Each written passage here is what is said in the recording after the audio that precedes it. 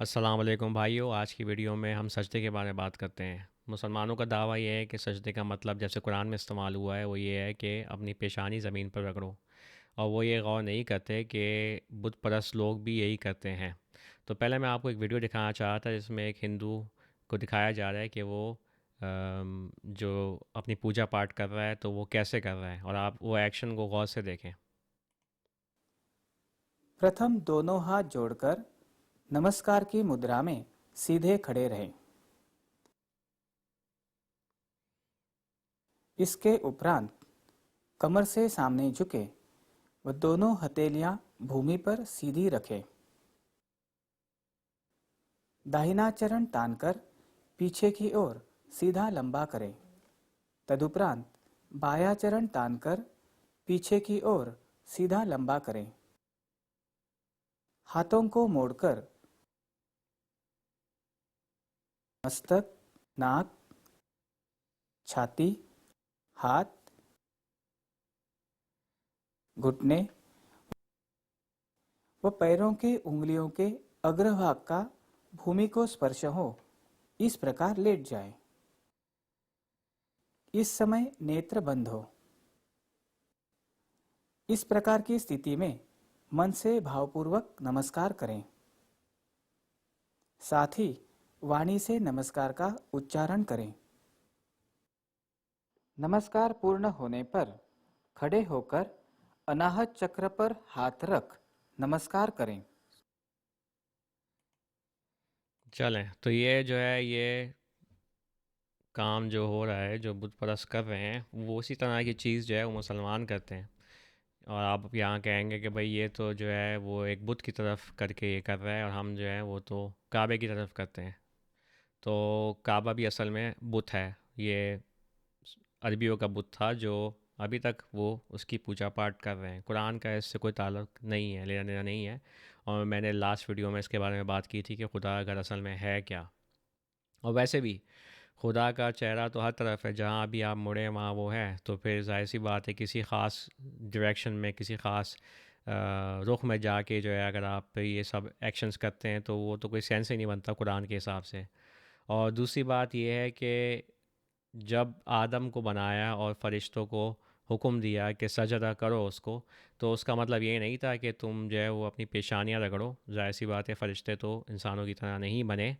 और दूसरा ये कि बात ये हो रही थी कि तुम जो है इसके सामने इसको मानो, इस तकब्बुर ना करो, इसको मानो कि ये जो है वो तुमसे बेहतर है। इसको इंग्लिश में बोलते हैं सबमिट।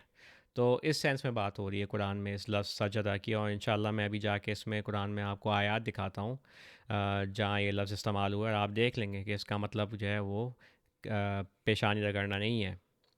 और एक और बात जो बहुत अहम है वो ये है कि जब इंसान को खुदा ने इस तरह बनाया है, उसको इज़्ज़त दी है, उसको एक मकाम दिया है, तो जाहिर सी बात है कि वो आप जो हैं फिर अपने आप को इस तरह जो है वो ज़मीन पे अपना सर रगड़ के आप अपने खुद ही बेइज्जती कर रहे हैं।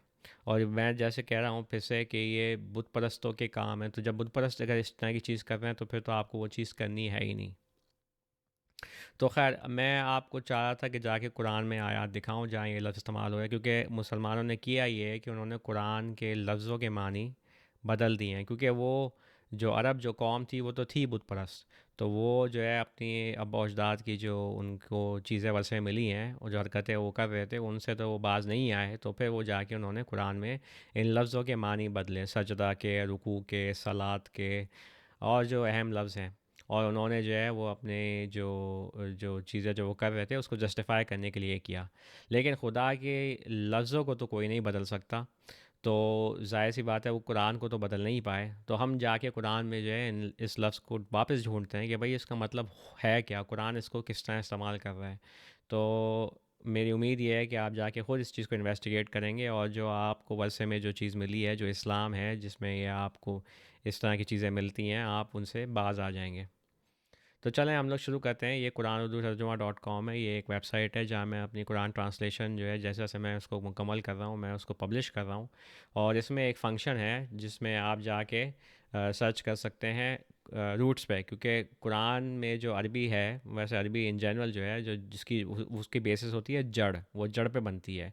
तो लफ्ज़ सजदा जो है वो असल में सीन जीम और दाल की जड़ से बना है, और इसके अगर आप इस वेबसाइट पे जाके सर्च करें तो आपको मिलेंगे और अल्फाज जो इस रूट पे हैं, इस जड़ पे हैं। तो मैं ये चाह रहा था कि मैं जाके कुरान में देखूँ, आपको दिखाऊँ कि ये लफ्ज़ किस तरह इस्तेमाल हो रहा है। तो शुरू करते हैं, बिस्मिल्लाह रहमान रहीम। तो पहले ये शुरू होता है, सबसे पहले ये चैप्टर 2 और आयत 34 पे आता है। और जब हमने फरिश्तों से कहा झुको आदम के सामने, तो वो झुके सिवाय इबलीस के, उसने इनकार किया और गरूर किया, और वह इनकार करने वालों में से था। तो बात ये हो रही है कि जब मलाइका को हुक्म दिया, फरिश्तों को हुक्म दिया कि तुम सजदा करो आदम के सामने, तो ये मतलब नहीं है कि तुम अपनी पेशानी ज़मीन पर रगड़ो। इसका मतलब ये है कि तुम तकब्बुर ना करो और तुम मानो कि ये तुमसे बेहतर है। और इब्लीस ने जो है वो ये नहीं किया, क्योंकि वो तकब्बुर करता था। तो तकब्बुर का ऑपोजिट जो है ना वो सजदा है। मतलब आप तकब्बुर ना करें, गरूर ना दिखाएं, बल्कि आप जो है एक्सेप्ट करें। ये बात होती है। सजदा का मतलब ये है एक्सेप्ट, इसको इंग्लिश में बोलते हैं सबमिशन। और आगे पढ़ते हैं। और जब हमने कहा दाखिल हो जाओ उस शहर में और खाओ उसमें से आराम के साथ जहाँ से चाहो, और दरवाज़े में से दाखिल हो झुकते हुए, और कहो बोझ उतर गया, हम तुम्हें तुम्हारी गलतियाँ माफ़ कर देंगे और अच्छा करने वालों को मज़ीद देंगे। और ये जो है, ये कॉन्टेक्स्ट ये है कि बनी इसराइल को हुक्म दिया कि तुम जो है इस शहर में जाओ और वहाँ जाके लड़ो और इस दरवाज़े से दाखिल हो। तो ये फिर से वही बात हो रही है कि तुम दाखिल हो वदखलू अलबाब सुजदन, कि तुम दाखिल हो दरवाज़े में से झुकते हुए, यानी मानते हुए जो खुदा ने हुक्म दिया है उसको पूरा करो। का मतलब ये नहीं है कि आप जो है, उनसे कहा गया कि बनी इसराइल तुम जो है वो दरवाज़े में से दाखिल हो लड़ने के लिए और ज़मीन पे पेशानियाँ रगड़ते हुए। ये बात ही कोई सेंस नहीं बनता इस बात का, क्योंकि उनसे एक्सपेक्ट ये किया जा रहा था कि वो लोग लड़ेंगे, तो फिर वो कैसे दरवाजे में दाखिल हो सकते हैं पेशानियों पर अपना पेशानियों पर रगड़ते हुए ज़मीन पे। अच्छा, ये लफ्ज़ सजदा ये मसाजिद के लिए भी इस्तेमाल हुआ है। मस्जिद जो है वो एक जगह है जहाँ सजदा किया जाता है। इसका मतलब ये नहीं कि वहाँ पेशानी रगड़ी जाती है। इसका मतलब ये है कि वहाँ खुदा के अहकामात को सुनाया जाता है और उन पे अमल किया जाता है, और उन के सामने तकब्बुर नहीं किया जाता। ठीक है, ये जगह है मस्जिद, वो जगह ऐसी, ये जगह ऐसी है। मुसलमानों तो इसको एक बना लिए जगह, जाके वो जाके नमाज़ पढ़ते हैं, वो उठक बैठक करते हैं और फिर वो आ जाते हैं, लेकिन मस्जिद का मतलब ये नहीं है कुरान में। तो ये भी एक और आयत है जो आप पढ़ें। अच्छा, फिर हम लोग आते हैं आयत 125 पे सूरह बकरा की। ये भी इम्पोर्टेंट है, इसके बारे में मैंने बात की थी लास्ट वीडियो में कि ये जो है बैत जो कुरान में है, बैत मतलब होता है घर। और ये जो है सऊदी कहते हैं कि ये मक्का में जो उनका काबा है वो बैतुल्लाह है, लेकिन ऐसी कोई बात नहीं है। इब्राहिम ने कोई इस तरह की जगह नहीं बनाई जो जहाँ वो बुत परस्ती पे लोगों को बुला रहे थे, और ना उन्होंने इस तरह का कोई बुत बनाया। ये सऊदियों ने ही चीज़ गाड़ी हुई है, और ये कहते हैं कि ये खुदा का घर है, और इन्होंने उसको एक बिज़नेस बनाया हुआ है, लेकिन असल में खुदा का घर जो है वो जेरूसलम में है। और वहाँ जाके आपको हज करना है, यानी ज़ियारत करनी है, और वहाँ जो है आपको जो है लोगों को खाना खिलाना है, और खुदा को याद करना है, और खुदा की तरफ लोगों को बुलाना है, अच्छे काम करने हैं। ये बात हो रही है। इसका मतलब ये नहीं कि आप वहाँ जाके जो है वो 7 चक्कर काटें किसी चीज़ के, या पत्थर मारें शैतान को, या फिर आप वो सफ़ा और मरवा के चक्कर काटना शुरू हो जाएं जो कि फिर से पत्थर हैं। ये पत्थरों की पूजा पाठ ना, ये बहुत पुरानी चीज़ है जो कि हमेशा से चलती आ रही है। और जब हमने बनाया घर आदमियों के लिए जमा होने की जगह और महफूज जगह, और इब्राहिम के मकाम से सलात की जगह लो, और हमने अहद किया इब्राहिम और इस्माइल से, मेरे घर को साफ़ करो इर्द गिर्द जाने वालों के लिए, और ठहरने वालों, और सर नीचा करने वालों, और झुकने वालों के लिए। खैर, और भी आयात है।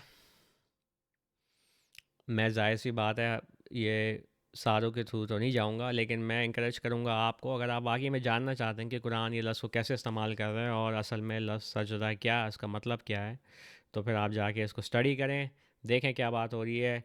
इस कुरान में ये लफ्ज़ इस तरह नहीं इस्तेमाल हो रहा कि आप अपनी पेशानी ज़मीन पर रगड़ें किसी बुत की तरफ, और ये कि आप जो हैं वो अपने आबा अजदाद की अंधाधुंध पैरवी करें, इस चीज़ के बारे में भी कुरान में मना किया गया है। और जब आपको ये चीज़ मिलती ही नहीं है कुरान में, तो फिर ज़ाहिर सी बात है, ये लाजमी है कि आप अगर खुदाई किताब पर यकीन रखते हैं, उस पर चलने की कोशिश करते हैं, तो फिर आप इन चीज़ों को छोड़ दें, क्योंकि ये बुत परस्तों के काम है। चलें, आज तक इतनी वीडियो को रखते हैं, इंशाल्लाह बात होती है नेक्स्ट वीडियो पे। अस्सलाम वालेकुम।